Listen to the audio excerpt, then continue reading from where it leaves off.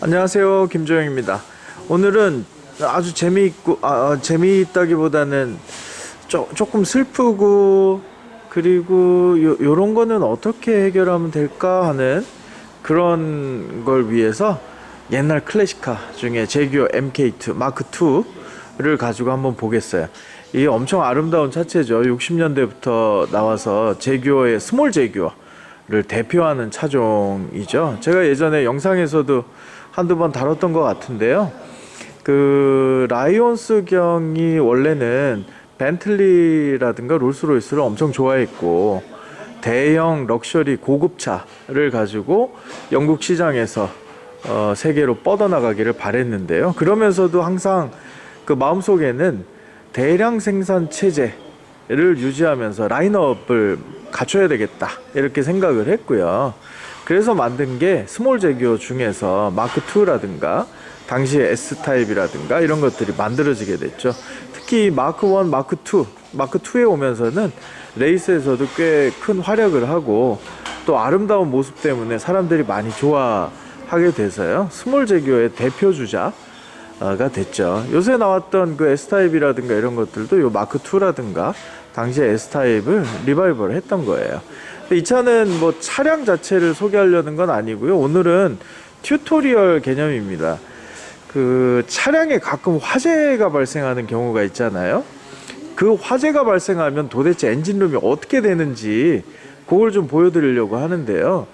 자동차에 있어서 화재 발생은 사실은 자동차 생명의 끝이라고 보면 됩니다.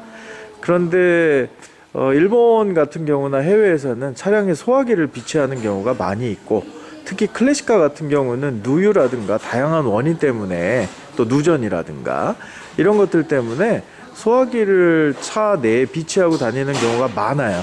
요 마크 2 같은 경우도 차 내에 소화기를 비치하고 있어서 엔진룸에서 불이 나자마자 바로 껐다고 합니다. 그래서 그 소화기의 분말이라고 할까요? 뭐 그런 것들이 엔진룸 안에 전체적으로 다 뭐 뿌려져 있었는데요. 공장에 입고되자마자 제일 먼저 한 작업은 바로 그 소화 분말하고 액상으로 돼 있던 것들, 이런 거를 닦아내는 거였어요. 왜냐하면은 소화기 분말이나 소화기의 그 원료, 재료가 철하고 반응해서 바로 부식이 일어나기 시작합니다. 이것도 지금 그렇게 된 흔적들이 좀 보이는데요. 예를 들면 소화기 액상으로 돼 있던 것들이 흘러내려가지 못하는 자리, 요런 자리들이죠. 요런 자리들을 보시면 이렇게 녹들이 엄청나게 보이죠. 이 녹들이 그냥 놔둔 상태로, 소화기를 뿌린 상태로 그냥 놔두고 방치를 하게 되면 엔진룸 전체가 완전하게 녹으로 변합니다. 그러니까 그때는 진짜 못 쓰는 거죠. 하지만 이렇게 미리 경미한 화재에서 진압이 된 경우에는 먼저 소화기가 닿았던 부분은, 액상이나 원료들이 닿았던 부분은 이렇게 물이라든가 아니면 약품을 뿌려서 WD-40 같은 거죠. 그래서 닦아내는 게 제일 먼저입니다. 그렇다고 엔진룸에 원래 WD-40을 전반적으로 뿌리고 이러면 안 돼요. 그래서 나중에 열 때문에 기화되면서 실내로 전부 유입돼서요, 계속 냄새도 나고요. 그리고 자칫 잘못하면은 엔진룸 안에 있는 여러 부분에 영향을 줘서, 특히 고무재료 같은 거 이런 거 영향을 줘서 오히려 WD-40 같은 윤활제들은 좋지가 않습니다. 하지만 닦아낼 때는 어쩔 수 없죠. 자, 그러면 이 화재가 발생했을 때 차량의 가장 큰 데미지는 과연 어디에서 나오느냐, 그게 중요하잖아요. 바로 고무라든가 또는 플라스틱으로 된 부품들이 전부 열화돼 버립니다. 특히 연료가 오는 호스 같은 거, 이런 경우가 차체 밑은 파이프로 돼 있어요. 스틸 파이프, 금속재 파이프죠. 하지만 엔진룸으로 들어오면 라우팅을 해야 되니까 이 꾸불꾸불해서 자기가 배치돼야 될 위치로 가잖아요. 그러니까 고무로 된 호스를 사용합니다. 그런 고무 호스들이 전부 다 타버린다든가, 또 여기 일반 전선들이 아주 많이 있잖아요. 엔진룸 안에 전선들이 뭐 엄청 많습니다. 그 전선들이 피복이 이렇게 녹아버립니다. 이거 보세요. 이렇게 돼버렸어요. 그러면 여기에서 다시 누전이 돼버린다거나 또 여기에서 또 다른 2차 화재가 발생한다거나 이렇게 되겠죠. 여기 있는 전선들도 다 녹았어요. 이거 보세요. 이렇게 돼버립니다. 그러면 자, 작업은 어떻게 되겠어요? 자, 소화기를 뿌려서 만약에 진압이 됐다 하더라도 그거 전부 닦아내는 작업 들어가죠.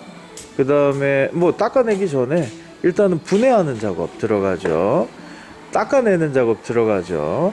그리고 지금 이렇게 플라스틱이라든가 고무로 된 부분, 특히 전선, 퓨얼 호스 이런 부분들은 전부 교체 아니겠습니까? 그리고 어디에서부터 어디까지가 그렇게 돼 있는지 이거 사실 알 수가 없잖아요. 화재가 크면 안쪽까지도 들어오는 거고요. 그나마 화재가 작아도 엔진 룸 안에 전반적인 것들을 다 확인하면서 리커버리 하거나 부품을 구하거나 이렇게 해야 됩니다.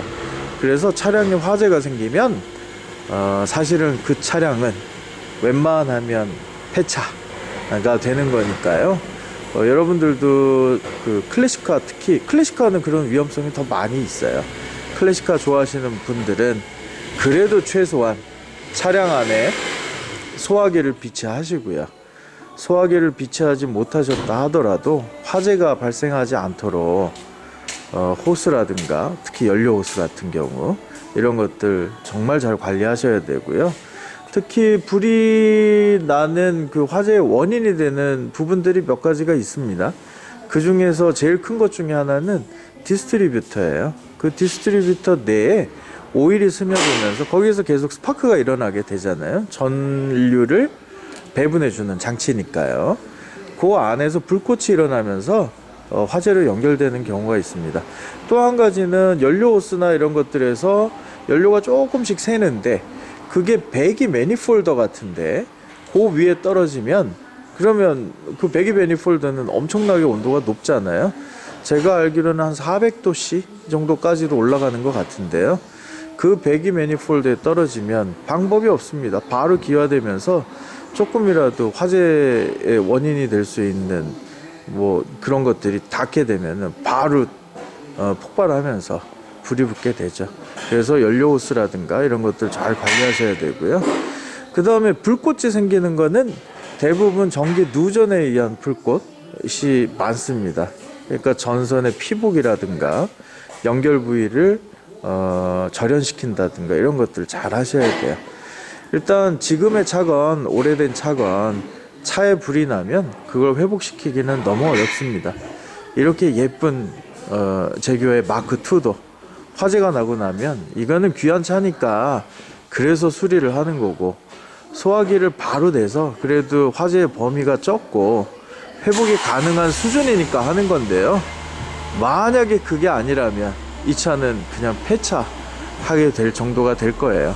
여러분들 클래식카 좋아하시는 분들, 클래식카 뿐만이 아니라 모든 차를 좋아하시는 분들은 자동차에서는 화재는 최악의 경우가 되는 거니까요. 언제나 조심하시고 불나지 않게 잘 관리하셨으면 좋겠습니다. 지금까지 김주영이었습니다. 구독, 좋아요, 공유, 댓글 감사합니다.